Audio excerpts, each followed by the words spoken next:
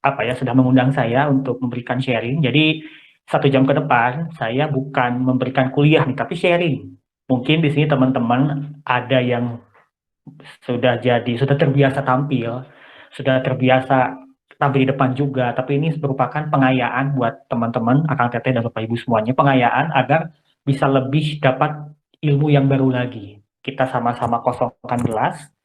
Nanti di sesi akhir ada pertanyaan juga ya Mas ya, tanya jawab ya Mas ya, Ustadz.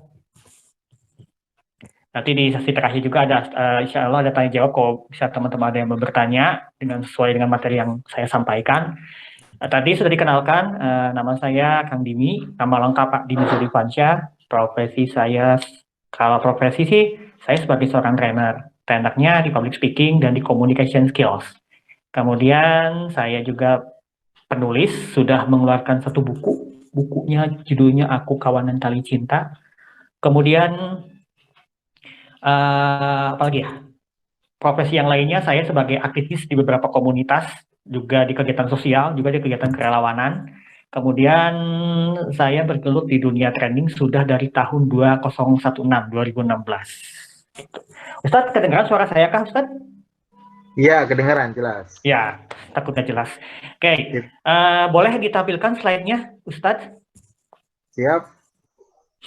Nah, Akang Teteh, Bapak Ibu semuanya, sahabat-sahabat dan saudara-saudaraku semuanya, hari ini 1 jam kita akan belajar, saya akan sharing tentang public speaking nih, namanya Speak with Fun. Nah, ternyata berbicara itu mudah dan menyenangkan, Bapak Ibu semuanya, sahabat-sahabat semuanya.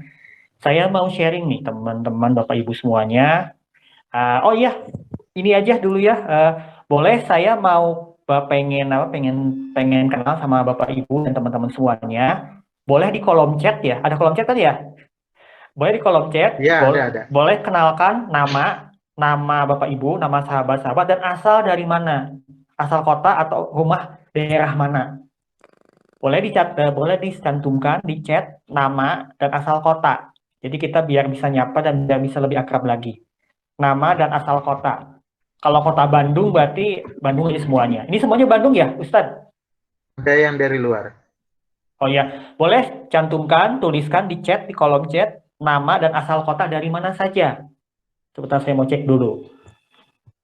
Novi dari Bandung, Filia dari Kuningan kerja di Bandung, Aisyah dari Bandung. Ya, yang lainnya boleh sebutkan nama, tuliskan nama dan asal kota. Assalamualaikum, saya Sylvia dari Garut. Ismail dari Bandung semua rata-rata ya. Ashifa, Erni Antari, Ogi, Antapani. Oh, berarti rata-rata Bandung ya Ustadz ya? Iya. Rata-rata Bandung ya. Ya, teman-teman, saya juga dari Bandung, tapi sudah 1,5 bulan saya sudah WFH di Sumedang, di kota Sumedang, nggak terlalu jauh sih dari Bandung ya, cuma 1 jam.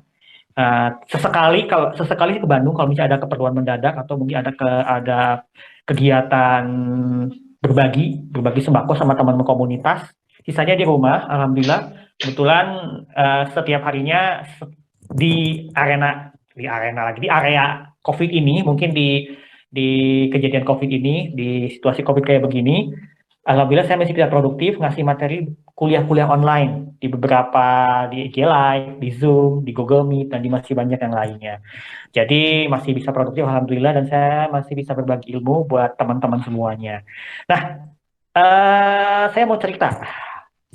Dulu saya ketika sekolah menengah pertama dan sekolah menengah atas, saya orangnya sangat introvert alias tertutup. Orangnya ketika disuruh tampil ke depan, lebih baik menghindar dan tidak mau. Kenapa? Karena saya orangnya pemalu, sangat pemalu banget. Jadi saya lebih baik di belakang layar. Saya nggak punya keberanian untuk tampil. Nah, masuk dunia kuliah, saya mulai masuk beberapa organisasi. Saya mulai masuk beberapa organisasi.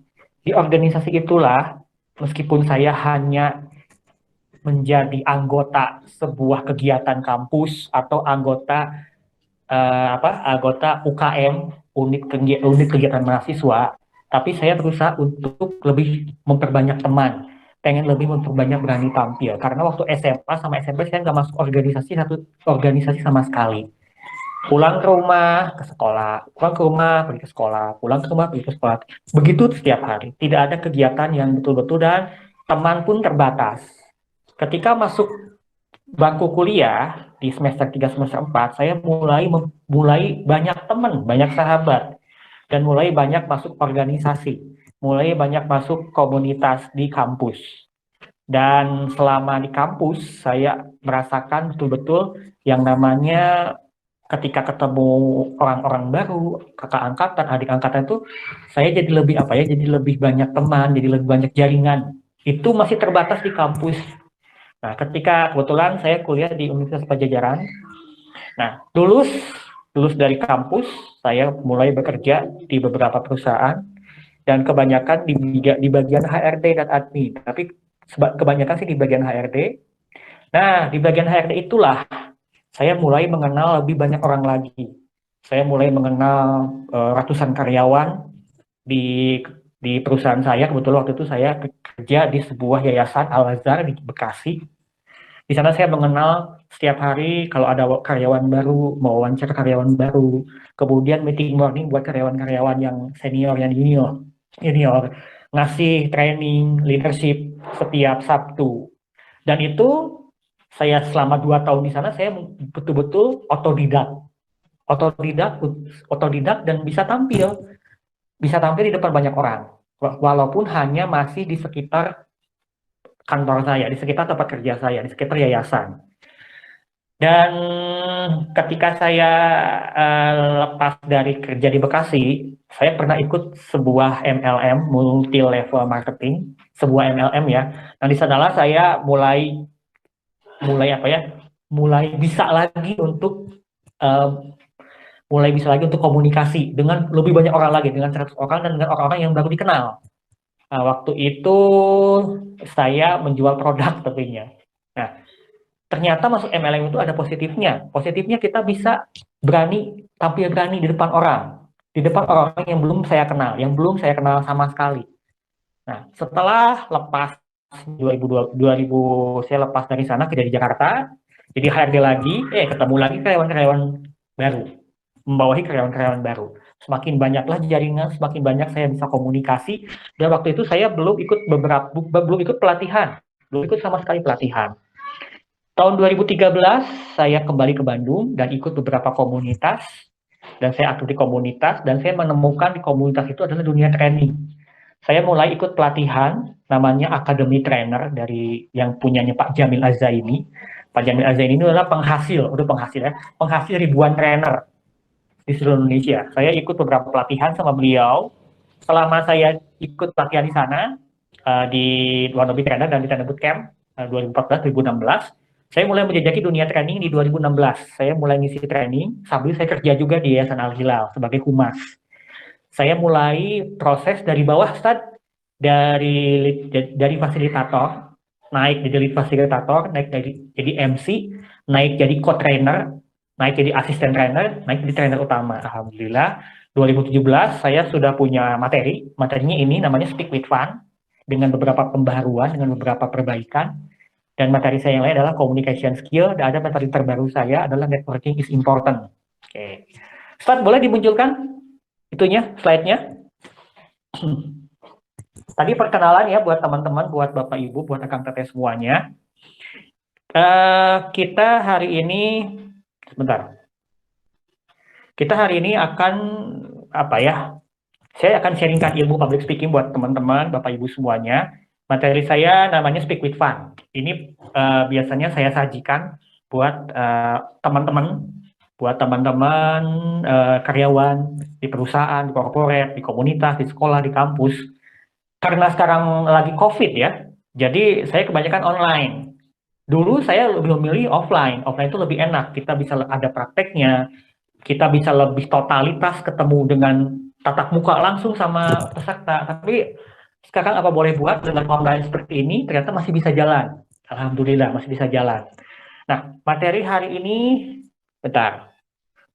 adalah Speak with Fun. Kita belajar public speaking. Ternyata public speaking itu sangat-sangat mudah dan menyenangkan, teman-teman, Bapak, sahabat-sahabat semuanya. Tadi saya cerita, dulu saya nggak berani tampil ketika tampil di depan banyak orang. Tapi setelah saya melalui proses yang sangat panjang, dengan jam terbang, dengan jam tampil, saya ikut pelatihan, kemudian ikut komunitas, semakin ke sana, alhamdulillah, semakin terlatih dan semakin terbiasa. Nah, teman-teman semuanya, boleh slide berikutnya, Ustaz? Kenapa stick with fun? Ternyata berbicara itu sangat-sangat mudah dan sangat-sangat menyenangkan. Sangat mudah, semua orang pasti bisa. Semua orang pasti bisa melakukannya, asalkan dilatih dan dipaksakan. Tadi ini sudah ya dikenalkan, tadi saya sebagai penulis, saya sebagai trainer. Boleh saya berikutnya, Ustaz? Nah, teman-teman semuanya, orang terkadang ketika tampil di depan, oh ini ya, ini buku saya, judulnya Aku Kawanan Tali Cinta. Ini bukunya bukan tentang public speaking, bukunya tentang perjalanan hidup, bukunya tentang makna silaturahmi. Insya Allah di buku kedua atau buku ketiga berikutnya saya akan doakan buat teman-teman semua nanti akan bertemakan tentang komunikasi. Nah, next slide berikutnya, Ustadz. Nah, teman-teman, ternyata di sini mungkin teman-teman banyak yang profesinya dosen, profesinya guru, profesinya marketing, profesinya yang banyak bersinggungan dengan banyak orang. Bersinggungan harus tampil di depan banyak orang. Ternyata kita bisa menguasai public speaking, sukses kali kita 25%. Betul atau tidak? Ternyata benar. Para dosen, para guru, para marketing, para trainer, para pembicara, para pebisnis, semuanya harus menguasai public speaking. Kenapa? Untuk mendukung karir masing-masing. Dosen menyampaikan materinya dengan jelas dan baik, intonasinya baik. Guru juga sama. Kemudian pebisnis bisa menjual barang atau menjual produknya sehingga customer bisa beli karena dengan kemampuan komunikasi dan kemampuan public speaking-nya. Kemudian pembicara trainer juga bisa membawakan materi, karir pun makin meningkat. Jadi teman-teman, bila teman-teman ketika teman-teman menguasai komunikasi yang baik, menguasai public speaking yang bagus, maka teman-teman karirnya makin dikenal dan makin meningkat dan makin banyak dipanggil, untuk berbicara, untuk men-share. Alhamdulillah saya dulu yang namanya tampil itu sangat-sangat tidak mau banget, pemalu banget. Tadi sudah saya ceritakan, ketika di 2017 saya mulai ngisi training, awal pertama kali ngisi training MC itu kagum banget, kaku banget. Tapi setelah dicoba, setelah dilatih dengan prakteknya dengan ngisi tampil, ngisi training, atau mungkin ngisi materi, atau mungkin ngisi kajian, alhamdulillah kita semakin terbiasa, kita semakin biasa melihat tatapan-tatapan orang di depan kita. Nah, nanti saya akan kasih tips-tipsnya di belakang ya. Jadi 80% sukses karir dengan kemampuan public speaking atau kemampuan komunikasi yang baik. Nah, boleh next Ustadz, slide berikutnya. Nah, teman-teman semuanya, Bapak Ibu semuanya, belajar itu apa namanya, public speaking itu sangat-sangat mudah dan menyenangkan. Semua orang bisa mempelajarinya, semua orang bisa. Asalkan bila teman-teman belum pernah tampil sama sekali nih, ambillah jam pertama teman-teman, jam kedua, jam ketiga, untuk membiasakan diri. Untuk membiasakan diri tampil di depan banyak orang. Next berikutnya, step berikutnya Ustadz. Nah, teman-teman nih, ketika teman-teman disuruh untuk tampil, mungkin oleh atasan, mungkin oleh atasan, mungkin oleh teman, oleh siapapun di kampus, di sekolah, atau di kantor, atau di tempat pekerjaan, disuruh tampil, sederhananya ya, MC aja, MC kajian, atau mungkin jadi ngisi materi, atau ngisi presentasi. Teman-teman akan panik banget. Kenapa panik? Kenapa? Karena teman-teman belum terbiasa, belum pernah mencoba, belum siap materi. Saya dulu ketika pertama kali ditawari di organisasi kampus, saya disuruh MC di kampus nih. MC dulu ya sebelum ngisi training MC kampus karena masih ketemu banyak orang kan. Ketika MC di kampus tuh, ketika besoknya MC nih, malamnya di kontak, wah, saya sangat-sangat panik banget. Paniknya kenapa? Yang pertama, panik karena takut salah, takut blank, tidak siap apa yang diucapkan. Kosakata masih sedikit, masih banyak kepanikan-kepanikan lainnya. Nah, itu kejadian ketika teman-teman belum pernah sama sekali tampil atau belum pernah mencoba untuk tampil di depan. Cukup-cukup di sini teman-teman sudah terbiasa tampil. Kalau sudah terbiasa tampil, saya berikutnya Ustaz, kalau teman-teman sudah terbiasa tampil, ketika teman-teman Nah ini merasa panik. Oh, ada kelihatan wajahnya panik ya. Boleh slide berikutnya, Ustadz. Kalau teman-teman, Bapak, Ibu, sahabat-sahabat semuanya, ketika disuruh untuk kamu nanti ngisi kajian ya, nanti ngisi presentasi besok ya, teman-teman bakalan senang. Kenapa? Karena teman-teman ini merupakan ajang latihan teman-teman untuk bisa tampil, untuk bisa lebih pede lagi. Sebelumnya teman-teman sudah pernah mencoba. Jadi ketika ditawari, teman-teman pasti bakalan senang karena ini merupakan jam terbang teman-teman, bisa menambah jam terbang, bisa menambah jam tampil. Jadi teman-teman merasa senang kan. Dulu pun saya ketika sudah terbiasa, ketika di kantor di perusahaan saya waktu itu sudah jadi HRD, ketika disuruh untuk memberikan pelatihan buat para karyawan tuh saya sangat-sangat semangat banget karena senang bisa berbagi ilmu, sayanya bisa nambah jam terbang, sayanya bisa lebih dekat dengan lebih dekat lagi dengan karyawan. Gitu teman-teman, Bapak Ibu dan sahabat-sahabat semuanya. Boleh Ustadz, slide berikutnya Ustadz. Ternyata balik lagi nih, public speaking itu sangat-sangat mudah dan menyenangkan. Next berikutnya slide Ustadz. Ternyata public speaking itu sangat-sangat mudah, sangat-sangat menyenangkan. Saya ketika ngisi offline di beberapa perusahaan, di beberapa komunitas, sekolah, kampus, dan corporate, ketika di dalam kelas, saya tidak melulu memberikan teori, tapi banyak prakteknya. 7P, praktek, praktek, praktek, praktek, praktek, praktek, praktek.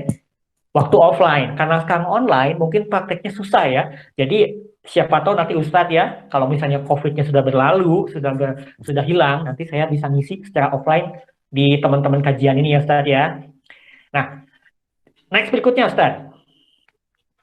Nah, teman-teman mungkin di pikiran teman-teman apa sih sebenarnya pengertian dari public speaking itu?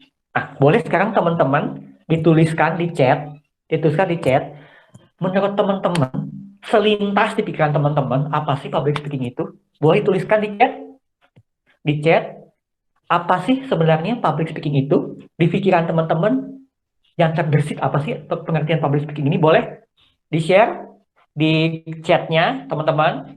Sebenarnya pengertian public speaking itu apa sih? Yang terlintas di pikiran teman-teman, yang mungkin yang teringat di teman-teman itu public speaking itu apa sih? Boleh dituliskan di chatnya. Nanti saya cek public speaking apa sih. Jadi sebelum saya menerangkan ke arti dan manfaatnya, boleh teman-teman kita sharing agar kita aktif. Boleh di chatnya, tuh, berbicara di depan umum. Boleh yang lainnya, boleh dituliskan. Apa sih sebenarnya pengertian public speaking itu versinya teman-teman? Selain berbicara di depan umum, boleh dituliskan lagi di chat. Sebenarnya apa sih arti public speaking itu sebelum saya menjelaskan tentang manfaat public speaking itu apa. Jadi sebelum bicara public speaking nih, saya mau bicara tentang komunikasi. Oh, komunikasi ke sekelompok orang. Boleh, yang lainnya. Nah, teman-teman, sebelum bicara public speaking, kita bicara tentang komunikasi. Kita setiap hari ketemu dengan orang. Waktu sebelum COVID ya, sebelum COVID kita ketemu dengan banyak orang, ketemu dengan sahabat, rekan sekerja, rekan di kajian, rekan pengajian, rekan di kantor. Semuanya selalu ada komunikasi. Ada penerima pesan, ada pemberi pesan. Boleh yang lainnya, next teman-teman, apa arti public speaking menurut teman-teman, menurut versi teman-teman yang terbesit di kepala teman-teman, boleh tuliskan di chat. Kita aktif ya, jangan jangan non aktif, tapi aktif harus terus, jangan pasif maksudnya, harus aktif. Ini ada yang berbicara di depan umum, ada yang komunikasi ke kelompok orang. Nah teman-teman sambil menunggu teman-teman yang berpendapat. Komunikasi terjadi setiap hari, baik dengan ayah, ibu, suami, istri, anak, rekan sekerja, dan masih banyak lagi. Ketika kita komunikasi, kita banyak teman, banyak jaringan, banyak silaturahmi, kita bisa mengkomunikasikan apa yang akan kita sampaikan nyampe ke penerima pesannya, maka nanti ketika teman-teman berhadapan dengan lebih banyak orang lagi, teman-teman bakalan lebih terbiasa, karena teman-teman jagonya sudah jago di komunikasi. Saya orangnya introvert, sangat-sangat tertutup. Tidak seperti sekarang, saya ekstrovert, terbuka. Dulu itu saya namanya irit bicara itu paling sedikit. Saya paling banyak diem.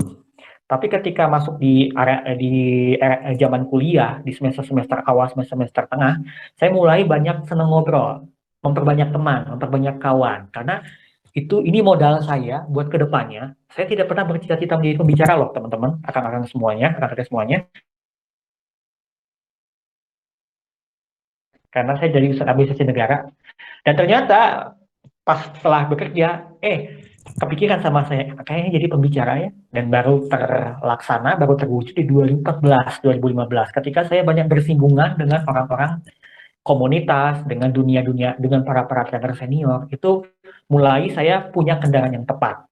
Public speaking, seni berbicara untuk menyampaikan informasi ke khalayak umum, ada presentasi. Ya, teman-teman, jadi sebenarnya pengertian public speaking itu adalah proses komunikasi dari satu orang ke dua orang atau lebih atau banyak orang. Itu ya. Public speaking adalah proses komunikasi dari satu orang ke banyak orang atau satu orang ke dua orang atau lebih atau banyak orang. Itu pengertian public speaking. Jadi teman-teman, saya berikutnya akan menjelaskan manfaat. Sebenarnya manfaat apa sih public speaking itu? Next berikutnya, slide berikutnya, Ustadz. Manfaat public speaking itu ada 6. Tadi pengertiannya sudah, public speaking itu ternyata punya manfaat yang besar banget buat teman-teman. Yang pertama, mampu menstrukturkan pemikiran lebih jelas. Ketika teman-teman punya materi, teman-teman punya ilmu di pikiran teman-teman, teman-teman pengen mentransfer, pengen memindahkan ilmu buat audiens atau buat teman-teman, buat kawan-kawan teman-teman juga. Tapi susah untuk menyampaikan. Gimana caranya? Karena teman-teman belum ada jam tampil, belum ada keterampilan untuk ngomong, masih malu-malu, masih grogi, masih gagap.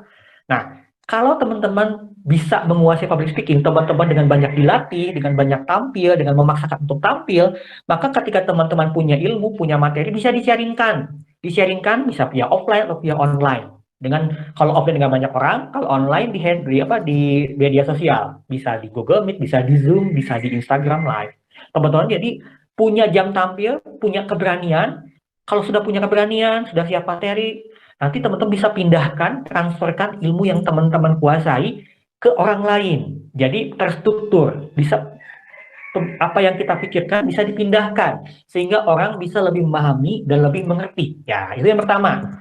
Yang kedua, mampu meningkatkan rasa pede. Nah, teman-teman, dulu lagi nih ya, saya cerita dulu. Saya orangnya nggak percaya diri. Kenapa? Saya mau tampil di depan, MC kajian waktu tahun zaman-zaman kuliah itu nggak punya keberanian, nggak pede. Kenapa nggak pede? Karena saya nggak merasa apalah saya ini ketika lagi tampil takut ditertawakan, takut salah, takut ngeblank, takut tiba-tiba orang-orang orang-orang nyorakin gitu kan, itu ketakutan-ketakutan yang saya pikirkan waktu itu ketika mau tampil. Dan ternyata pas tampil dicoba untuk pertama kali memang kurang maksimal, tapi buat saya itu latihan. Jadi semakin lama kita semakin sering tampil, maka kepercayaan diri kita makin lama makin meningkat, teman-teman semuanya. Yang ketiga, mampu meningkatkan kredibilitas. Kredibilitas teman-teman sebagai dosen, sebagai pengajar, sebagai pembicara, sebagai marketer, sebagai pebisnis akan lebih dikenal lagi, lebih dipercaya lagi, lebih mantap lagi atau lebih keren lagi ketika teman-teman bisa ketika lagi tampil bisa menguasai public speaking dan komunikasi yang baik. Kalau misalnya teman-teman bakalan sering tampil, sering jam terbangnya makin banyak, maka kredibilitas teman-teman makin lama makin meningkat. Pebisnis mungkin bisnisnya makin lancar, guru dan dosen makin disenangi sama siswa-siswanya, sama mahasiswanya karena apa yang dijelaskan mengerti dan mereka paham gitu kan. Yang keempat, mempercepat karir bisnis dan laju pendapatan. Karir meningkat, bisnis meningkat, dan laju pendapatan pun alhamdulillah. Saya sebagai seorang pembicara, saya sebagai seorang trainer, ketika ngisi training offline sebelum COVID, maka pendapatan saya bisa untuk asap dapur lah istilahnya, bisa untuk menambah itu dan sekarang merupakan sebagai profesi utama. Karena sebagai profesi utama karena ini sudah passion saya tampil di depan banyak orang. Kayaknya saya sudah senang banget ketika orang-orang bisa jadi audiens saya dan saya memberikan materi yang mungkin bisa diinspirasi buat mereka dan bisa dipraktikkan buat mereka. Karena saya kalau di offline, training offline itu banyak latihan. Teori 30%, 70% praktek, hampir semuanya praktek. Semuanya harus tampil di depan. Semuanya harus berani tampil. Kalau offline waktu itu, sekarang karena online terbatas ya. Yang keempat, Ya, yang kelima, menjadi sarana untuk berbagi. Ketika teman-teman punya ilmu, punya materi yang dikuasai sama teman-teman, pengen dibagiin nih buat teman-teman, teman-teman banyakin aktivitas sharing online. Karena sekarang lagi suasana COVID kayak begini, terbanyak teman-teman sharing online. Ya itu buat teman-teman sekitar lah, buat teman-teman zaman-zaman SMA dulu, teman-teman kampus, teman-teman kantor, buat aktivitas sharing online. Itu untuk membiasakan diri, teman-teman lebih percaya diri, lebih bisa tampil lagi. Ketika nanti offline, teman-teman bisa lebih siap. Semoga nanti COVID semoga nanti COVID segera berlalu, segera hilang, nanti teman-teman bisa ngasih aktivitas sharing offline. Yang terakhir, menjadikannya sebagai profesi. Nah, waktu itu saya belum pernah terfikirkan untuk menjadi seorang pembicara atau menjadi seorang trainer. 2014-2015 saya hanya menjadi humas sebuah yayasan di Bandung, di Yayasan Al Hilal, di Geger Kalong. Dan waktu itu saya terpikirkan hanya untuk menjadi humas dan penggiat komunitas atau penggiat pendidikan atau kerelawanan. Tapi selama saya kerja di kantor di yayasan itu, saya mulai disuruh untuk MC di beberapa kegiatan di Al-Hilal atau di yayasan itu. Saya sering jadi MC, jadi fasilitator, kemudian bersinggungan dengan dunia trainer. Ternyata pas saya ngelihat trainer di depan tampil, kapan ya saya bisa kayak gitu? Dan alhamdulillah 2017 saya bisa ikut beberapa pelatihan di Akademi Trainer itu, dan 2017 awal saya live namanya apa sih, keluar dari kantor, alias resign dari kantor. Saya mulai 2017 awal mulai menapaki dunia training. Kenapa? Karena ini merupakan passion. Ketika saya lagi tampil di depan, saya ngerasa ini gue banget. Saya ngerasa seneng banget, saya ngerasa enjoy banget. Kenapa? Walaupun saya dulu orangnya introvert, sekarang jadi extrovert, tapi ini benar-benar perubahan proses yang sangat panjang. Dari saya itu proses sangat panjang banget. Nah, next slide berikutnya, Ustadz. Nah, teman-teman pernah ngerasa grogi alias gugup. Pasti pernah ngerasa. Boleh di sini di chat, di chat boleh tuliskan teman-teman siapa yang masih ngerasa grogi. Boleh di chat, jawab aja saya. Boleh di chat dituliskan siapa yang masih ngerasa grogi atau gugup ketika sedang tampil. Boleh di chat saya gitu kan, contohnya ya. Boleh dituliskan siapa yang masih ngerasa grogi atau gugup ketika tampil di depan. Saya cek ya. Saya. Banyak banget ya, Ustaz. Ya, teman-teman, ternyata ketika kita ngerasa grogi atau gugup di depan, pasti teman-teman ketika disuruh tampil di depan, rasa sering blank. Aduh, apa yang mau saya ucapkan ya? Apa yang mau saya omongkan ya? Apa yang saya mau pelontarkan ya? Kenapa? Karena teman-teman belum siap materi, teman-teman kurang latihan. Nah, sebenarnya blank itu wajar, teman-teman. Karena manusia memang tempatnya salah dan lupa. Blank itu bukan masalah. Tapi saat terjadi blank ya biasa aja. Nggak usah panik, ngerasa bersalah apabila menganggap masalah. Wajar, teman-teman. Manusia mana sih yang nggak sempurna di dunia ini? Manusia mana sih yang sempurna di dunia ini? Nah, dan teman-teman, blank itu adalah efek grogi yang sedang teman-teman alami. Nah, saya sudah latihan dan siang dan malam nih. Terus persiapan sudah matang. Kemudian kok bisa sih tetap blank? Ya itu balik lagi, blank itu efek grogi yang sedang teman-teman alami. Grogi itu merupakan rasa takut yang enggak bisa dihilangkan, tapi diminimalisir. Sampai sini kita paham ya. Sejatinya blank merupakan respon alami manusia yang nggak bisa dihindarkan. Nah, lalu bagaimana cara mengatasinya nih? Mengatasinya yang pertama, teman-teman ketika sedang akan tampil, teman-teman akan tampil presentasi nih. Siapkan materi teman-teman sebelumnya. Siapkan teman-teman. Yang kedua, teman-teman harus dibiasakan terbanyak jam tampil atau jam terbang. Ketika teman-teman jam terbangnya sudah banyak, maka ketika tampil di depan sudah terbiasa di hadapan banyak orang, ditatap mata banyak orang. Nah, yang ketiga teman-teman, bagi teman-teman yang belum pernah sama sekali tampil, ambil jam pertama teman-teman untuk sebagai latihan, untuk sebagai latihan untuk kedepannya. Nanti ada jam pertama, ada jam kedua, ada jam ketiga. Nah, teman-teman, ketika teman ngisi pertama kali nih, ngisi pertama kali depan, aduh, saya ngerasa gimana ya, takut grogi, takut salah, takut tidak diperhatikan, takut ngeblank, takut, dan segala macam ketakutan itu selalu ada.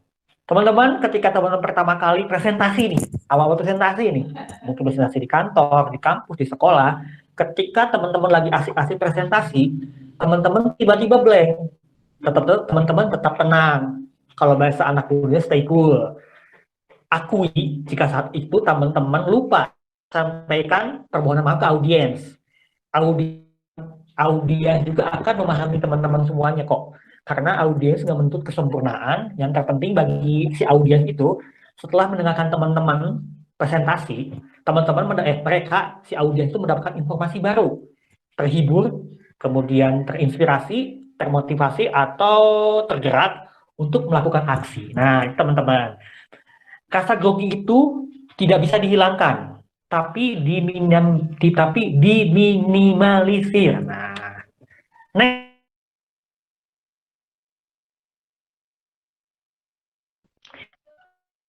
ketika kita sering tampil, ketika kita sering jam terbang kita sudah banyak, jam terbang kita sudah banyak, maka kepercayaan diri kita makin lama akan makin meningkat. Aku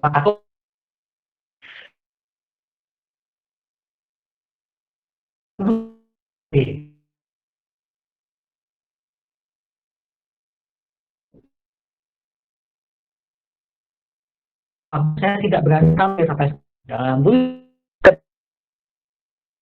niat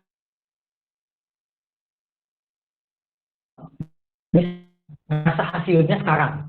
Rasa hasilnya sekarang saya menjadi seorang trainer.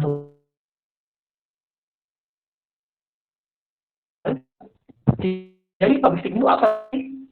Mempelajari seni komunikasi itu, teman-teman. Jadi teman-teman, rasa tumbuh kepercayaan diri kita makin meningkat apabila teman-teman mencoba untuk sering tampil dan sering banyakin jam terbang. Tapi di sini tadi kata Ustadz, katanya ada beberapa yang sering tampil juga. Syukur-syukur deh, karena ini merupakan pengayaan buat teman-teman semua ya. Next slide berikutnya Ustadz. Nah, teman-teman, ketika teman-teman sedang grogi di depan nih, grogi gagap di depan, teman-teman kuncinya, teman-teman harus tetap tenang, tetap fokus, bukan fokus pada diri sendiri, tapi fokus pada audiens yang ada di depan kita. Percaya teman-teman, saat teman-teman presentasi kapanpun dan dimanapun pasti selalu ada kendala. Entah itu lupa, ngeblank, atau mic tiba-tiba mati, sound system nggak oke. Kunci menghadapi semua itu adalah ketenangan diri, jangan panik. Nah, teman-teman segera perbaiki dan fokus pada solusi ya, teman-teman. Nah, teman-teman, boleh next berikutnya, slide berikutnya, Ustadz. Nah, berikutnya, nah ini dia nih. Tadi saya sudah pernah katakan berulang kali. Ambil jam pertama. Ambil jam pertama teman-teman. Ketika Ustadz, slide yang tadi lagi Ustadz, yang ngambil jam pertama Ustadz. Nah, teman-teman belum pernah tampil sama sekali, belum pernah manggung sama sekali, belum pernah tampil, belum pernah ada jam terbang. Dicoba atau dipaksakan teman-teman, ambil jam pertama teman-teman. Ketika ada yang menawarkan untuk isi materi, MC kajian, mimpin rapat, pokoknya yang komunikasi dengan banyak orang, ngobrol dengan banyak orang, berbicara dengan banyak orang, teman-teman ambil untuk kesempatan pertama teman-teman semuanya. Ambil jam pertama teman-teman. Ambil kesempatan pertama teman-teman. Kenapa? Ini untuk ajang pertama kali teman-teman latihan tampil di depan. Nah, pasti di jam pertama selalu tidak sempurna. Pasti banyak kesalahan-kesalahan. Itu wajar. Perbaiki di jam kedua, jam ketiga. Jam kedua itu bisa merupakan latihan buat teman-teman semua. Bisa membawakan acara kampus, bahkan acara kantor, acara sekolah, acara pengajian, dan masih banyak lagi. Pokoknya ada audiensnya. Teman-teman harus melatih mental ketika tampil di depan banyak orang. Itu, ambil jam pertama. bagi teman-teman yang belum pernah ya, tapi untuk yang sudah sering tampil, coba terus tambah, terus tambah, terus tambah.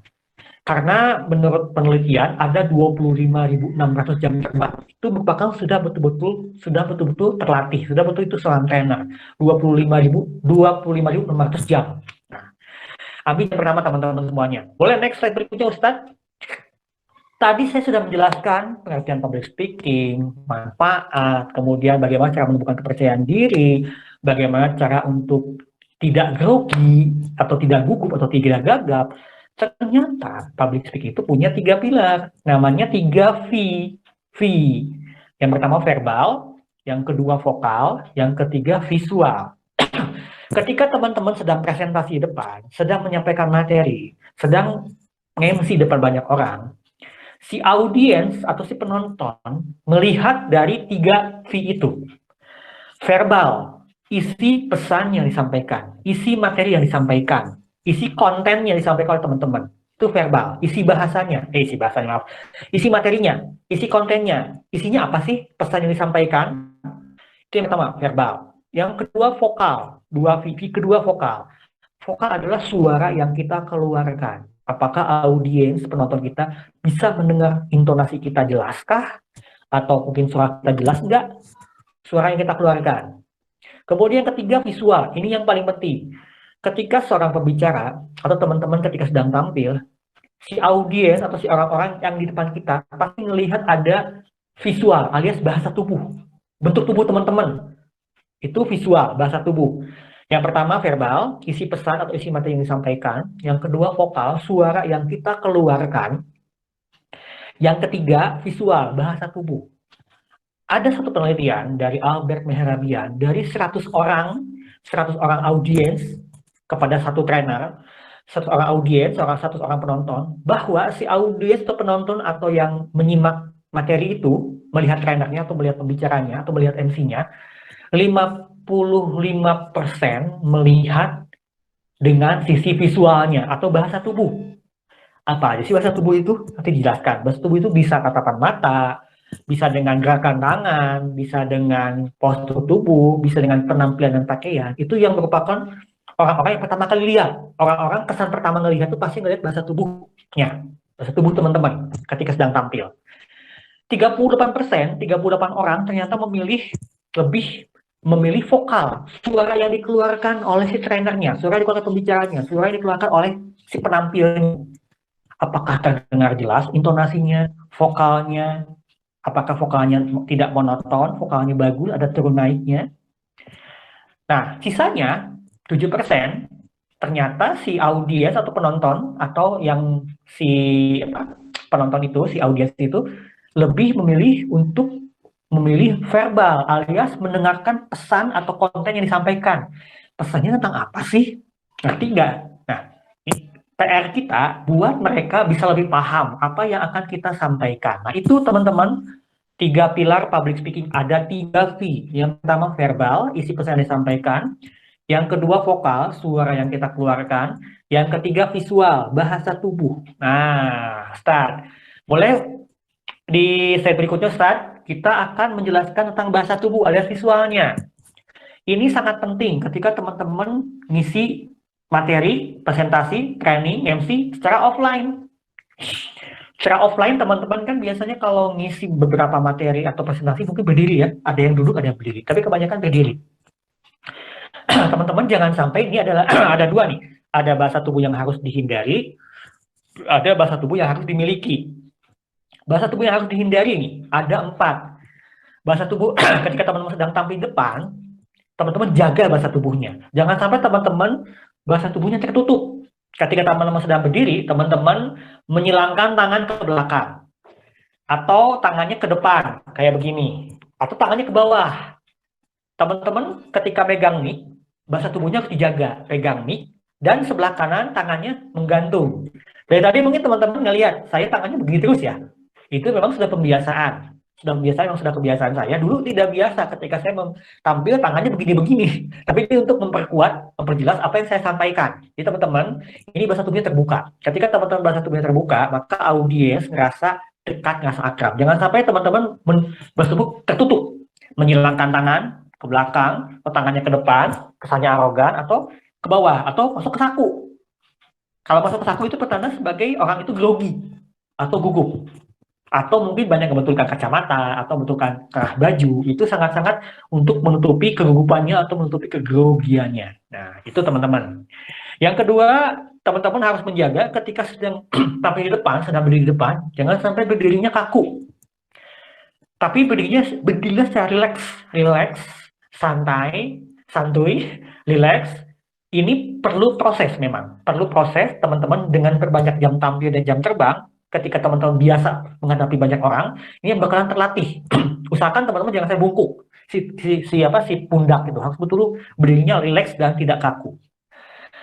Pacing dan passiving. Pacing itu terlalu banyak gerakan tangan. Ketika teman-teman sedang tampil di depan, teman-teman banyak hal-hal tangan di luar kendali, bisa membetulkan kacamata, masuk ke saku, garuk-garuk kepala, garuk-garuk segala macam lah pokoknya. Itu untuk menutupi teman-teman grogi. Ketika grogi, teman-teman menuangkannya ke pacing itu, gerakan tangan terlalu banyak.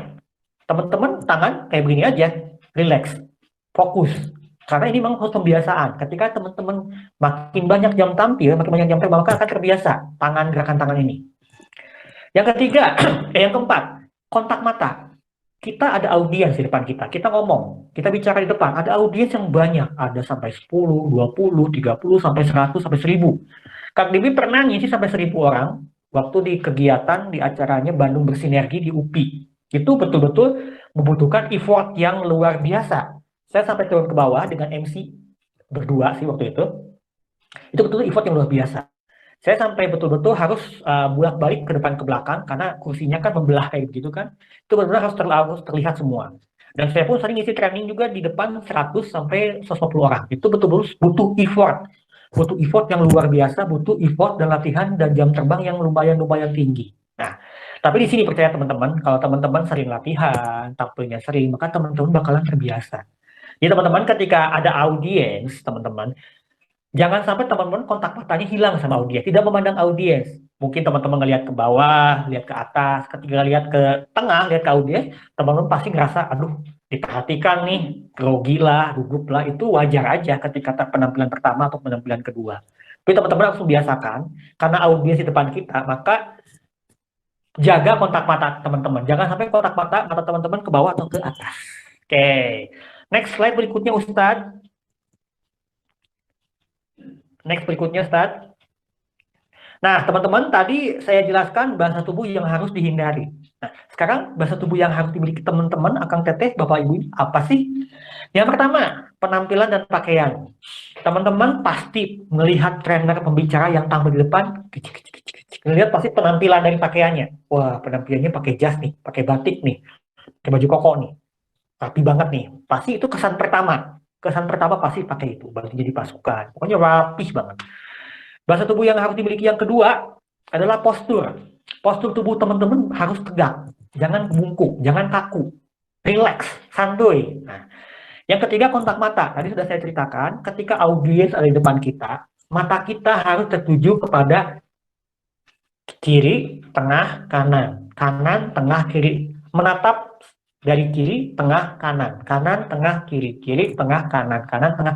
Pergantian. Jangan sampai tidak ada yang diperhatikan. Semuanya merasa terperhatikan. Jaga kontak mata. Jangan sampai ke atas atau ke bawah. Ini memang perlu pembiasaan. Balik lagi, memang ini perlu pembiasaan ya teman-teman. Yang keempat, ekspresi. Teman-teman mau tampil nih besok, mau MC, mau ngisi presentasi, ngisi materi, teman-teman banyak masalah nih, masalahnya banyak nih. Teman-teman harus sikapnya profesional.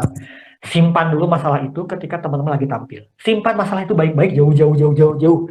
Ketika teman-teman ngisi materi, MC, atau mungkin ngisi pelatihan, atau ngisi presentasi, teman-teman harus keluarkanlah ekspresi untuk mengeluarkan energi yang positif. Ketika kita mengeluarkan energi, kita mengeluarkan semangat, maka audiens atau penonton kita bahkan akan terbawa energi, dan energi nyerap ke audiens, nyerap penonton. Nah, itu teman-teman. Yang terakhir, yang kelima, gestur, gerakan tangan. Teman-teman, ini penting banget ya. Teman-teman mungkin yang belum biasa tampil ketika memegang mic dan tangan ini bebas, teman-teman tangannya boleh dilihat kayak begini. Tadi mungkin teman-teman Bapak Ibu ngelihat saya tangannya begini terus. Kenapa? Ini untuk memperjelas apa yang kita sampaikan, memperkuat apa yang kita sampaikan. Itu, teman-teman. Jadi gerakan tangan tuh gestur tuh penting banget. Tapi memang ini perlu latihan banget, perlu pembiasaan. Dan alhamdulillah waktu itu memang saya tidak biasa tangan begini. Tapi kan dengan seiring jam terbang, seiring proses, seiring saya ngisi di mana-mana, saya mulai terbiasa, mulai dilatih, tangannya udah mulai gerak-gerak, udah mulai relax. Begitu teman-teman semuanya, akan protes semuanya. Next slide berikutnya Ustadz.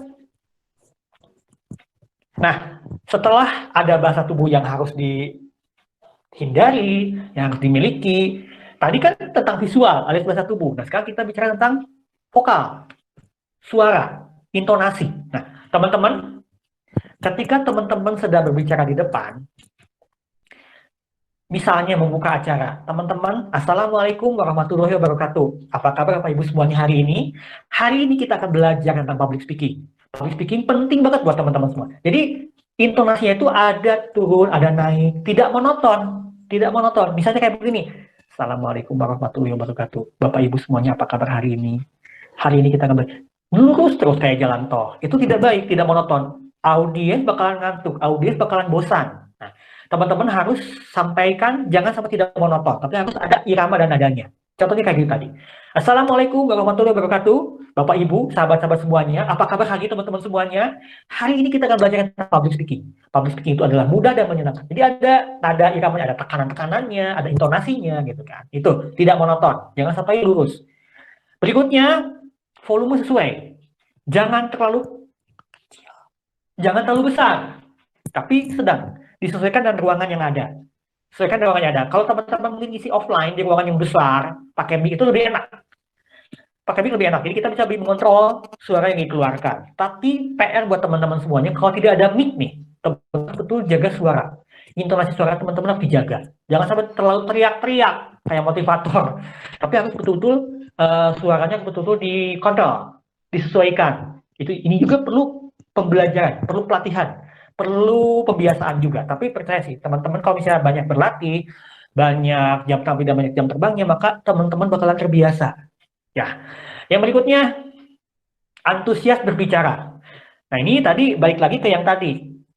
Ketika teman-teman tadi ekspresi, teman-teman punya masalah, teman-teman punya semacam problema kayak gitulah. Simpan baik-baik, simpan jauh-jauh dulu ketika lagi tampil, kita profesional. Kita berbicara harus antusias, betul-betul harus menularkan semangat, menularkan energi, biar si audiens fokus sama kita yang di depan. Nah, gitu. Yang berikutnya, yang ini pasti paling penting banget. Teman-teman pasti pernah mengalami. Ketika tampil di depan, ketika tampil ngisi presentasi, ngisi materi, atau ngisi apapun, pasti ada kata-kata atau selalu ada. Dan selalu ada. Saya dulu pertama kali, kedua kali, ketiga, ini banjir banget kata Kenapa? Ketika kita ada di sela-sela kata ada berarti kita memikirkan apakah kata-kata yang akan kita ucapkan selanjutnya. Nah, mau ngomong apa lagi nih? Nah, misalnya gini nih, Assalamualaikum warahmatullahi wabarakatuh. Teman-teman apa kabar hari ini? Hari ini kita, ini banyak. Itu sebagai jembatan untuk, saya mau ngomong apa lagi habis ini ya? Ngomong nonding ya nggak habis ininya. Jadi mikirnya lama. Ngomong apa? Untuk menyiasatinya teman-teman, agar teman-teman tidak terlalu banyak banjir kata atau teman-teman yang pertama, untuk tambah wawasan, banyak baca buku teman-teman. Banyak baca buku, banyak lihat YouTube. Ketika teman-teman melihat beberapa pembicara, beberapa trainer, beberapa ustadz, banyak perhatikan dan perbanyak melihat orang-orang yang lagi tampil sebagai harusnya kayak gini, saya itu harusnya kayak gini, gue harusnya kayak gini nih. Yang kedua, teman-teman harus banyak baca buku untuk menambah perbendaharaan kosakata dan kata-kata baru. Jadi yang diucapkan tidak kata-kata yang itu lagi dan itu lagi. Nah, itu teman-teman. Ketika teman-teman, gimana ya? Pasti selalu ada terus nih Kang. Teman-teman, ganti dengan diam. Assalamualaikum warahmatullahi wabarakatuh. Teman-teman, apa kabar hari ini? Nah, hari ini, ini ada diamnya, ada jedanya. Tapi jedanya jangan terlalu lama. Kalau jedanya terlalu lama, diamnya terlalu lama, itu berarti ngeblank. Ya, teman-teman, jadi itu. Teman-teman, untuk mengurangi menyiasati kata-kata dan menghilangkan, teman-teman yang pertama harus melihat orang-orang tampil. baik di YouTube, baik langsung secara offline. Yang kedua, teman-teman harus banyak baca buku untuk menambah kosakata dan perbenaran kata-kata baru. Yang ketiga, teman-teman harus betul-betul ketika ngisi materi harus menguasai materi, teman-teman. Dan perlu pelatihan dengan jam terbang. Sekali lagi, baik lagi, perbanyak jam terbang dan perbanyak jam tampil. Nah, kayak gitu, Ustadz. Nah, tadi sudah slide berikutnya, Ustadz. Tadi saya sudah menjelaskan tentang dari sisi visual, bahasa tubuh. Ada bahasa tubuh yang harus dimiliki, ada bahasa tubuh yang harus dihindari. Oke. Tadi saya sudah menjelaskan dari sisi vokal, intonasi. Intonasi harus tidak monoton, volume sesuai, antusias berbicara antusias, kurangi kata dan emnya. Nah, sekarang kita dari sisi verbal, isi pesan atau isi konten yang mungkin nanti disampaikan sama teman-teman, baik itu presentasi, materi, teman-teman MC, teman-teman ngisi acara-acara kajian, dan masih banyak lagi. Sebenarnya ada 3 unsur presentasi. Ketika teman-teman presentasi depan nih, tampil di depan nih, presentasi mungkin presentasi produk, baik itu presentasi produk atau presentasi kuliah, presentasi kantor, kerjaan kantor. Dalam presentasi ada 3 unsur, teman-teman semuanya. Yang pertama opening. Yang pertama opening ya, teman-teman. Pembukaan. Yang kedua konten atau isi. Yang ketiga closing alias penutup, ya. Yang pertama opening, yang kedua konten, yang ketiga closing. Boleh Ustadz dibuka nih ya, opening kontennya, boleh. Yang pertama opening, yang kedua konten, yang ketiga closing. Bentar ya, closing. Nah, ada 3 nih, opening, konten, dan closing. Opening pembukaan, konten isi, dan closing penutup. Ketika teman-teman akan memberikan presentasi, pasti harus dimulai dari opening atau pembukaan presentasi. Sering bingung, apa sih yang harus diucapkan saat buka presentasi? Pasti sering bingung. Yang pertama, salam dan sapa. Assalamualaikum warahmatullahi wabarakatuh. Selamat pagi, selamat siang, selamat malam, selamat menjalankan kita semua. Itu salam dan sapa. Menyapa teman-teman, menyapa audiens yang di depan kita. Mengapresiasi audiens yang sudah hadir. Disapa dulu, dikasih salam dulu. Itu wajib di opening atau pembukaan. Buatlah struktur opening yang memukau, teman-teman semuanya. Membuka presentasi itu nggak asal ngomong. Opening itu ada strukturnya. Ini ada salam dan sapa kan, agar memukau audiens. Nggak ngalor ngidul. Semaunya teman-teman. Mengapa? Karena untuk membangun kesan pertama yang mengesankan di benak audiens, jangan sampai kesan yang dicitrakan itu nggak banget bikin audiens ilfeel. Jadi betul teman-teman harus membuka opening itu harus betul dengan seheboh mungkin, atau mungkin dengan teman-teman si audiensnya bakalan nempel, trainernya pembicaranya keren nih, semangat banget nih, antusias banget nih. Jadi di kesan pertama itu buatlah yang memukau audiens dengan salam dan sapa. Yang kedua, teman-teman menanyakan kabar. Assalamualaikum warahmatullahi wabarakatuh. Selamat pagi teman-teman semuanya. Apa kabar hari ini teman-teman? Nah, apa kabar teman-teman? Pasti si audiens ngejawabnya baik. Ya, baik-baik. Jadi nggak ada yang sama. Tapi biasanya kalau saya ketika membuka acara, membuka sesi training, biasanya kayak begini, sederhananya ya. Assalamualaikum warahmatullahi wabarakatuh. Apa kabar Bapak Ibu semuanya hari ini? Wah, hari ini kalau misalnya saya menyebutkan apa kabar hari ini, Bapak Ibu boleh berdiri semuanya, ucapkan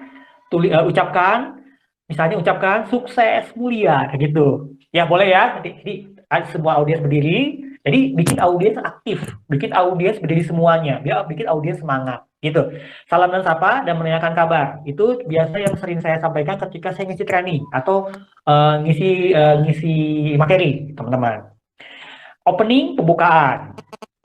Awali dengan senyum, salam, dan sapa. Nah, sebelum mengucapkan salam, teman-teman, sebaiknya arahkan pandangan teman-teman ke audiens dengan sapuan. Yang tadi saya bilang, kiri, tengah, kanan, sapaan audiens, seraya tersenyum. Kemudian pastikan si teman-teman berdirinya tegak dan penuh percaya diri, kelihatan pede. Jangan sampai bungkuk atau kaku, kelihatan nggak pede banget, kelihatan nggak apa ya, kelihatan nggak banget lah, kelihatan nggak siap gitu kan. Tapi teman-teman harus berdiri dengan tegak, kemudian pede, penuh percaya diri ya teman-teman. Ucapkan salam membuka yang tadi, Assalamualaikum warahmatullahi wabarakatuh, selamat pagi, dengan penuh antusias teman-teman, dengan menyesuaikan audiens yang hadir di sana. Nah, kemudian sapa audiens teman-teman, sahabat-sahabat semuanya, dengan sapaan yang bersahabat dan hangat. Dan hangat. Teman-teman bisa gunakan momen itu bertanya. Yang tadi saya bilang, apa kabar? Kalau misalnya saya bilang, apa kabar? Bapak Ibu semuanya berdiri, ucapkan sukses mulia. Atau mungkin, Alhamdulillah, luar biasa, Allahu Akbar. Itu contohnya biasanya kalau di kajian-kajian ya. Nah, itu teman-teman. Lebih menarik lagi bila minta audiens untuk menjawab sesuai ciri khas. Yang tadi saya bilang kan, berdiri semuanya. Kemudian misalnya si audiens suruh berdiri, apa kabar hari ini? Sukses, mulia, atau on fire, atau Alhamdulillah, luar biasa, Allahu Akbar. Bagaimana teman-teman aja, bagaimana teman-teman, bagaimana enaknya teman-teman, bagaimana nyamannya teman-teman semuanya. Nah, teman-teman, setelah opening, salam dan sapa menanyakan kabar, teman-teman, kalau misalnya teman-teman akan presentasi nih, apa kabar? Teman-teman akan presentasi. Hari ini saya akan mempresentasikan materi, bukan materi sih, sebenarnya sharing materi. Hari ini kita mungkin sudah 2 bulan kita dilanda dengan wabah COVID. Nah, sebenarnya COVID itu apa sih? Nah, di sini saya akan sharing sebenarnya apa sih COVID. Dulu COVID itu muncul dari mana sih? Nah, dibuka building raponya, dibuka pembukanya. Kita akan membicarakan materi apa sih? Nah, boleh next berikutnya Ustadz? Ke berikutnya, ke ininya. Nah, masuk ke konten Ustadz. Konten Ustadz. Langsung teman-teman masuk ke konten. Konten itu apa aja sih dalamnya? Nah, teman-teman mau memberikan konten nih, mau memberikan konten, ada 3 yang mesti teman-teman ingat. Di konten atau isi materi tersebut, teman-teman harus ada 3 aspek. Yang pertama why, yang kedua what, yang ketiga how to. Ketika teman-teman memberikan presentasi tentang COVID misalnya, tentang bahaya COVID, kita buka dari why-nya. Kenapa sih COVID itu berbahaya? COVID itu datangnya dari mana sih? Awal mulanya. Nah, teman-teman buka materi itu. Contohnya ini ya, tentang materi COVID ya, karena sekarang lagi rame-ramenya lagi COVID kan, COVID-19, COVID-19. Nah, kita buka di what, tadi udah why, mengapa? Kenapa sih COVID itu bisa datang, bisa hadir di dunia ini? Bisa hadir di ini. Munculnya dari mana sih? Awalnya dari mana sih? Nah, what-nya teman-teman jelaskan. COVID ini adalah penyakit yang betul-betul berbahaya, penyakit yang betul-betul harus kita hindari. Terus kemudian awalnya dari Wuhan, dari Cina, teman-teman jelaskan. Kalau perlu dengan fakta dan data. Fakta dan data itu mungkin hari ini sudah ada 12.000 penderita yang harus diupdate kan ya, 12.000 penderita, yang sembuh juga udah banyak. Gitu. Ceritakan what-nya. Nah, teman-teman langsung masuk ke how to, bagaimana. Nah, teman-teman untuk bisa teman-teman menghindari COVID, teman-teman yang pertama cuci tangan, yang kedua lebih hidup sehat, olahraga, stay safe, itu dilakukan di how to. Jadi teman-teman, dalam sebuah presentasi harus ada why, mengapa, what, apa, how to, bagaimana. Saya contohkan sekali lagi. Teman-teman mau ngasih materi tentang media sosial, teman-teman, tentang media sosial. Tentang media sosial, seputar media sosial bisa contohnya. Why? Mengapa sih media sosial itu penting? Ada positifnya dan negatifnya. Positifnya apa aja sih? Negatifnya apa aja sih? Positifnya buat bisnis, negatifnya buat apa gitu kan? What?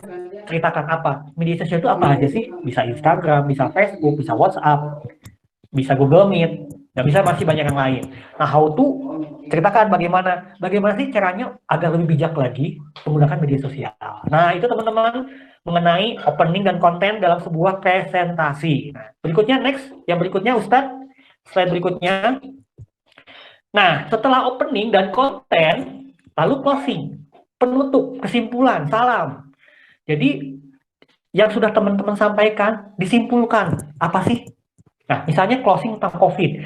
Nah, teman-teman semuanya sahabat-sahabat, makanya dari itu, mulai hari ini kita harus lebih hidup, lebih sehat. Kita harus benar-benar stay safe di rumah, cuci tangan sebelum makan, sebelum buka puasa. Pokoknya ceritakan kesimpulan dari yang apa kita sampaikan. Oke. Nah, kemudian salam penutup. Wassalamualaikum. Semoga ilmu yang saya berikan hari ini bermanfaat buat teman-teman semua, bisa jadi inspirasi buat teman-teman semua. Salamnya itu lalu penutup. Nah, teman-teman, jadi itu ya teman-teman, 3 unsur presentasi. Yang pertama opening, yang kedua konten, yang ketiga closing. Opening, salam dan sapa, menanyakan kabar. Konten itu harus dari why, what, dan how to. Kemudian closing, kesimpulan, salam, dan penutup. Nah, Ustadz sebenarnya kalau saya ngisi offline secara langsung, saya biasanya materi ini bisa sampai 1 hari atau bisa sampai setengah hari. Karena apa? Karena banyak prakteknya. Karena banyak kita si peserta dituntut untuk berlatih satu persatu di dalam kelompoknya masing-masing. Karena kita online hari ini, jadi karena kita online hari ini makanya saya hanya menyampaikan teori. Semoga di suatu saat nanti saya bisa ketemu dengan sahabat-sahabat semua. Saya bisa langsung materi offline. Jadi teman-teman bisa kelihatan progresnya. Progresnya ketika teman-teman tampil, si ini baik, si ini baik, si ini bagus, si ini lebih tingkatkan lagi. Jadi kelihatan progresnya. Semoga nanti ke depannya Ustadz, saya bisa ngisi offline ya setelah COVID berlalu ya Ustadz ya. Nah, teman-teman, Ya, insya Allah. ya, eh, jadi itu aja mungkin teman-teman yang bisa saya sampaikan. Mungkin kalau sekarang kebanyakan teman-teman saya kebanyakan trainer nih, semuanya ngisi via online, hampir semuanya ngisi via online. Offline udah betul-betul jadwal kita udah benar-benar semua pending sampai si COVID itu berlalu. Dan semuanya hampir setiap hari ngisi offline. Semua hampir ngisi offline, baik itu materi public speaking, baik itu materi skill komunikasi, baik itu materi networking is important, baik itu materi kerelawanan, itu semua disampaikan via online.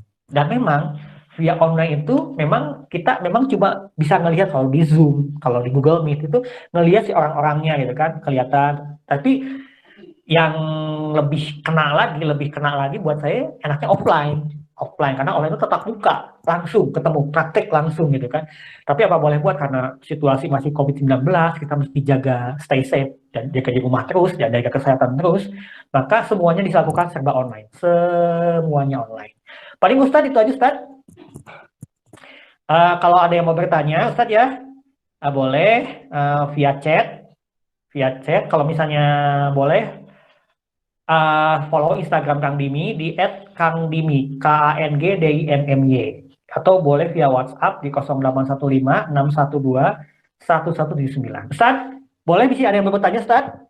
Baik, silakan teman-teman buat yang mau bertanya, boleh langsung 3 unmute. pertanyaan Ustaz ya, 3 pertanyaan. Oh, 3. Ya, Baik, 3 pertanyaan. boleh disampaikan di chat ya. Disampaikan di chat, nanti Ustadz dibacakan sama Ustadz ya. Boleh dibacakan Oh, di di chat. chat. No, Oh iya. di chat aja ya.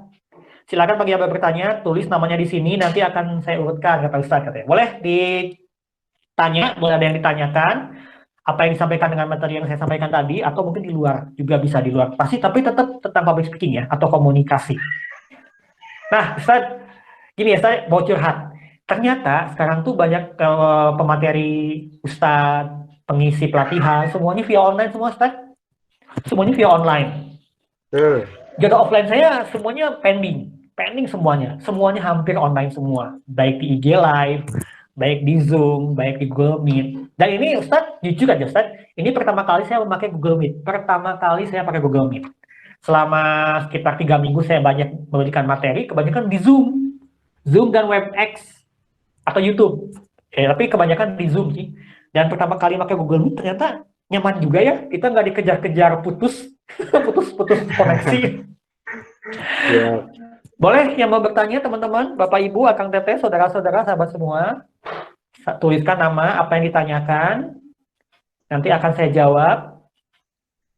Mungkin masih pada malu-malu atau gimana? Nah itu tuh ada tuh. Boleh dibacakan Ustaz? Ya, saya bacakan. Aisyah ya, izin bertanya. Saya pernah menjadi MC di suatu acara dan di tengah acara susunannya diubah oleh penyelenggara dan saya menjadi gugup. Sesudahnya saya jadi down. Minta tipsnya ya Pak, gimana supaya tidak jadi buyar. Ya, Teh Aisyah. Saya pernah mengalami beberapa kali waktu saya MC. Dan saya di samping trainer juga, saya selalu sering MC wedding, MC kajian, MC acara-acara komunitas. Saya pernah MC di beberapa kegiatan, di beberapa acara. Saya dikasih rundown nih. Ketika saya datang sejam sebelumnya, saya ditawari rundown yang baru. Wah, ternyata berubah. Yang pertama, tetap tenang, jaga hati teman-teman, jangan sampai gugup. Waduh, kumahanya, waduh gimana ya? Tetap tenang, tetap betul-betul teman-teman harus betul kuncinya tenang, teman-teman harus betul profesional ketika tamu di depan. Dan ini memang perlu keprofesionalan. Teman-teman kalau misalnya jam terbangnya sudah banyak, jam terbang sudah banyak, jam tampil sudah banyak, ketika dihadapi oleh rundown yang berubah, teman-teman saya berusaha untuk tetap tenang, tetap tenang dan tetap kuncinya itu fokus pada audiens yang di depan kita, bukan fokus pada diri sendiri. Kalau misalnya kita tidak tenang, waduh gimana ya, itu bakalan nggak bener, bakalan gugup, bakalan grogi. Yang awalnya tadinya nggak grogi, jadi grogi. Kenapa? Melihat masih kepikiran, gimana nih udah berubah nih. Teman-teman, mungkin Teh Aisyah harus tetap tenang, kuncinya tetap fokus, bukan fokus pada diri sendiri, tapi fokus pada audiens. Ini merupakan ajang mental teman-teman yang benar-benar harus dijaga. Ketika teman-teman ketika tamu di depan, harus profesional di sebuah acara. Syukur-syukur kalau misalnya teman-teman tetap tenang, teman-teman bakal kepake lagi, ke selanjutnya lagi, ke event selanjutnya dan event berikutnya lagi. Jadi teman-teman Teh Aisyah, tetapnya lagi, kuncinya tetap tenang. Yang kedua, kondisikan hati. Yang ketiga, kita harus benar sifat profesional di depan audiens. Jangan fokus pada diri sendiri, fokus pada audiens yang di depan kita. Itu teman-teman Teh Aisyah ya. Soalnya saya pernah ngalamin juga ketika rundown berubah. Saya ngerasa, aduh gimana nih, tapi saya tetap tenang aja, fokus aja. Memang perlu pembiasaan sebenarnya. Tapi yang baru pertama kali, mungkin tetap tenang aja, jangan fokus pada diri sendiri, fokus pada audiens, fokus pada rundown juga. Jadi jangan sampai ketika rundown berubah, teman-teman bakal, aduh buyar nih jadi teman-teman harus benar bisa mengkondisikan pada situasi apapun. Itu kunci sebagai seorang MC atau seorang trainer atau seorang pelatih. Oke. Ada pertanyaan berikutnya Teh? Pertanyaan kedua dari Mufidah ya, dari Solo ini. Dari Solo. Saya berbicara dengan orang. Gerakan tangan lebih bisa mendahului, lebih cepat daripada kata yang ingin diucapkan. Kenapa bisa? Ya, itu mungkin Mbak Rosidatul Mufidah, ketika kita berbicara ya, kadang si gerakan tangan itu mendahului. Itu si tangan itu memang kita jangan ini teman-teman jangan sampai terlalu antusias, dan terlalu semangat sehingga konsentrasi kita, fokus kita buyar. Harus tetap rileks, tenang, tetap pada jalurnya. Ketika gerakan tangan tidak sama, keduluan nggak apa-apa. Yang penting si suara yang dikeluarkan dengan gerakan tangan itu sama. Ketika saya mengeluarkan ucapan, tangan saya kayak begini ya, mengeluarkan ucapan, harus sama, harus sesuai. Nah itu, jadi memang butuh pembiasaan. Kadang-kadang dulu saya pernah gerakan tangan duluan, saya udah ngomong duluan. Jadi sebaiknya teman-teman ketika sedang tampil di depan, si gerakan tangan dan ucapan itu harus sama, harus sesuai. Dari tadi mungkin teman-teman ngelihat si Kang Bibi tangannya gerak-gerak dulu ya. Kalau tangannya gerak, bisa kayak gini ya, teman-teman. Jadi public speaking itu adalah kalau tangan dia nggak enak dilihat ya, tapi kalau tangannya gerak, luas, itu enak dilihat. Nah, buat Teh Rosidatul Mufidah, Mbak Rosidatul Mufidah, usahakan si gerakan tangan sama dengan tangan yang diucapkan bersamaan. Memang perlu pembiasaan, tapi bisa dicoba terus dengan banyakin jam tampil, jam MC, jam terbang. Semakin banyak Teh Mufidah, Mbak Mufidah semakin terbiasa. Boleh? Next berikutnya. Ini ada yang tanya lagi, Ustaz. Ya. Bagaimana caranya untuk memperbanyak kata waktu berbicara depan umum supaya tidak tekstual? Nah, teman-teman yang mungkin sering MC, sering ngisi jadi moderator mungkinnya, boleh buat kertas kecil. Kayak gini, boleh buat kertas kecil kayak gini.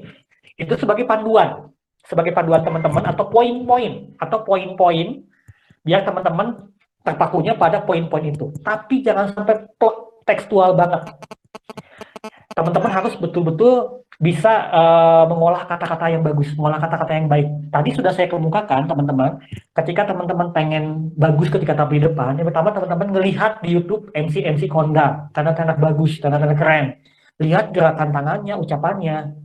Terus yang kedua, ketika offline teman-teman lihat MC sedang bicara, lihat secara langsung bagaimana. Nanti teman-teman bisa mungkin melihat, oh kayaknya saya harus gini nih, kayaknya harus gini nih. Nah, kemudian yang ketiga, teman-teman harus balik lagi ke sana, banyak baca buku, teman-teman. Banyak baca buku buat perbenaran kosakata baru, teman-teman. Untuk menambah wawasan, agar kata-kata yang diucapkan itu dikeluarkan tidak individual lagi. Itu saja. Dia tekstual. Saya pernah menghadapi banyak audiens, dari mulai audiens anak-anak, milenial, kuliahan, corporate, karyawan, sampai lansia pernah saya lakukan, pernah saya coba. Itu semuanya memang amazing banget. Karena semuanya beda-beda si audiensnya.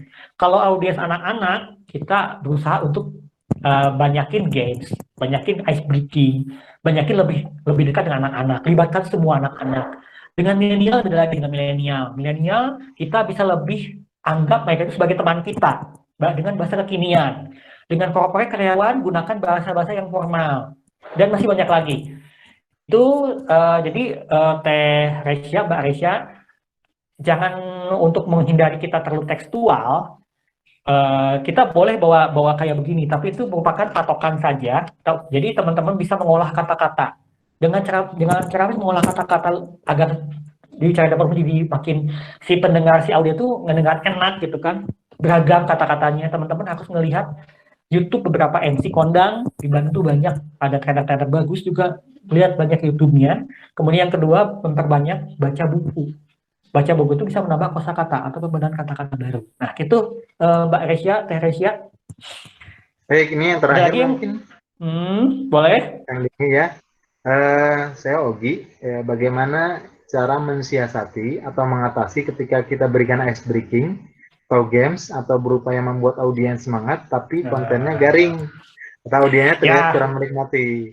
ya. Jadi gini, Ogi, Kang Ogi, Mas Ogi, Pak Ogi. Nah, ketika saya ngisi materi ini, ngisi training di corporate perusahaan ya, ini satu ya, corporate. Kita berikan ice breaking di sesi istirahat setelah isoma di jam siang. Itu perlu banget untuk menambah semangat ketika si audiens para karyawan itu, corporate itu bisa lebih fokus lagi pada materi yang disampaikan. Biasanya saya ngasih materi ice breakingnya senam otak atau senam penguin, atau karena saya heboh orangnya ya, karena saya orang heboh, kebetulan waktu itu saya ketemu staff-staff yang seumuran, staff yang masih muda-muda, saya pakai goyang-goyang kewer-kewer kayak gitu, biar teman-teman semangat gitu kan. Nah, itu pernah saya pakai, senam otak, senam penguin, atau goyang kewer-kewer itu saya pakai di corporate.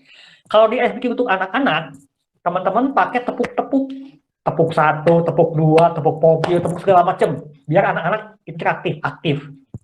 Untuk anak-anak. Kalau untuk milenial gunakan ice breaking yang berhadap-hadapan, yang aktif, dua orang, satu atau dua orang, nah itu aktif di milenial ya itu. Jadi ice breaking yang disampaikan itu disesuaikan dengan audiens. Anak-anak ice breakingnya beda dengan tepuk-tepuk. Kemudian korporat atau karyawan audiensnya dengan senam-senam sederhana. Kemudian yang ketiga, yang buat milenial, gunakan biar anak-anak muda aktif atau yang aktif berhadapan-hadapan. Saya biasanya membawakan ice breaking kayak apa sih namanya? Usman, saya biasanya kasih materi tentang A dan B. Siapa yang menjadi A, siapa yang menjadi B. Si A nanti tunjuk tangan, nanti si B tunjuk tangan lagi. Jadi berhadapan-hadapan. Duh, susah ya kalau nggak diperagakan ya, kalau nggak online ya. Jadi buat Kang Ogi, berbanyak perbendaharaan ice breaking, karena ini ice breaking itu bisa buat meningkatkan fokus audiens ketika di sesi istirahat atau sesi pertama, sesi awal. Karena untuk menambah semangat audiens biar lebih fokus pada pemateri. Jadi banyakin ice breaking Kang Ogi ya, dan jangan sampai garing. Itu kenapa garing? Karena audiens, sesuaikan audiens. Yang kedua, tambah wawasan pembenaran tentang ice breaking-nya, Pak Mas Ogi ya, Kang Ogi ya. Oke, ada yang lainnya, Ustadz? Ya, ini kayaknya masih ada. Boleh? Boleh, siap. Siap. Gimana ya Pak caranya kalau kita mau bicara ke banyak orang, contohnya ke teman kerja. Kalau teman-teman kerja sudah tahu kalau kita orangnya suka gugup dan bicaranya kadang nggak teratur. Ya mungkin bicaranya nggak sesuai dengan kebiasaan yang lain gitu ya. Caranya gimana Pak supaya suatu saat ada tugas yang harus disampaikan ke banyak teman agar teman-teman bisa menerima dengan baik informasi yang diberikan. Ya, waktu saya ngisi materi di depan teman-teman kerja ya, di waktu saya beberapa kali kan ngisi materi teman-teman kerja juga ya waktu itu ya. Eh, Memang karena sudah akrab, kadang kita suka kagok. Kadang kita suka, mau diperhatikan, dan ini mah teman yang isi presentasi. Tapi kalau saya, di depan teman-teman, saya bersikap seperti profesional lagi. Karena saya berbagi materi yang mungkin penting buat teman-teman saya, teman-teman kerja harus fokus pada saya. Dan memang waktu itu kerjanya dilakukan sebagai seorang audiens yang biasa, audiens yang mungkin tidak saya kenal. Jadi betul-betul kita nganggap mereka itu audiens yang baru buat saya gitu kan. Memang dengan teman kerja sudah akrab banget, sudah sering ketemu gitu kan. Tapi ketika saya ngisi materi, ketika Teh Erni sedang ngisi materi, anggap si audiens itu baru kenal dengan kita. Jadi kita ketika mengisi materi itu bakalan bakalan enak, bakalan nyaman, bakalan si yang kita sampaikan itu bisa paham. Dan si audiens teman-teman saya atau teman-teman TRI itu buat mereka untuk lebih fokus pada kita.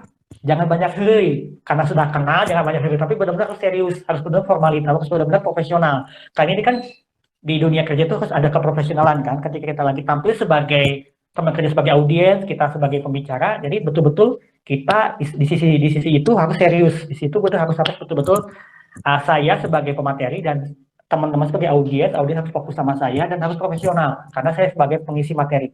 Jadi anggap si audiens teman-teman itu anggap aja itu baru kenal buat kita. Itu visualisasinya kayak gitu. Ya Teh nih ya. Boleh yang lainnya?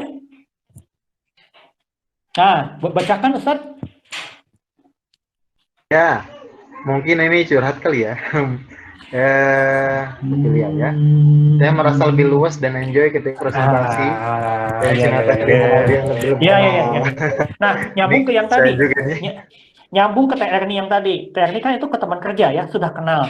Ini ke yang belum kenal. Nah, biasanya kalau yang belum kenal, kita bisa lebih enjoy, kita bisa lebih menikmati. Kenapa? Karena belum pernah kenal, masih luas, bisa benar-benar kita nyantai gitu kan, karena orangnya baru gitu. Itu pernah kealami sama saya.